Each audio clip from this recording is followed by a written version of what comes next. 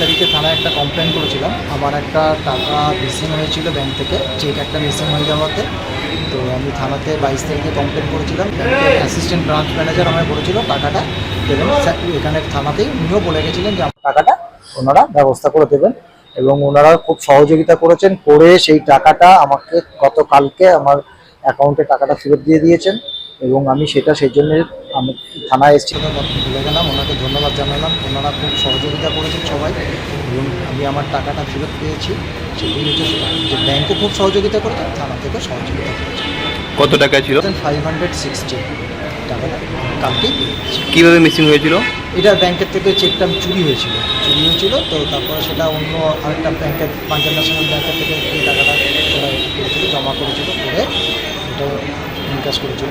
এটা ত্রিপুরা ইস্পাত আমাকে এই চেকটা দিয়েছিল। তো এর আগেও আমি সেটা জানিয়েছিলাম, পত্রিকাতেও উঠেছিল। তো সেই টাকাটা আমি ফেরত পেয়ে গেছি। অনেকেই দেখছি মানে পুলিশের উপর আস্থা হারিয়ে ফেলছে, না, কিন্তু আপনি কি পুলিশের বলছেন? উপর আস্থা হারানোর তো কথা না, কারণ ওনারা যেভাবে সহযোগিতা করেছেন এবং আমাকে বলেছিলেন যে সমস্ত ব্যবস্থা করবেন, সেই মতো সমস্ত কিছু হয়েছে। আমি টাকা পেয়েছি। পুলিশের আস্থা হারানোর কোনো ব্যাপারই নেই, যথেষ্ট সহজ। আপনার পরিচয়টা? আমার নাম গোপাল দে, আমি জেল রোডে থাকি, 24 jail road, dreams activity. Thank you.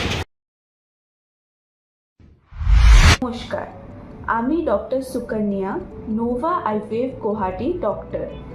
আগামী 15ই জুন রবিবার নোভা আইভিএফ গুয়াহাটি আসছে আগরতলাতে, দুপুর 11টা থেকে বিকেল 4টে অবধি।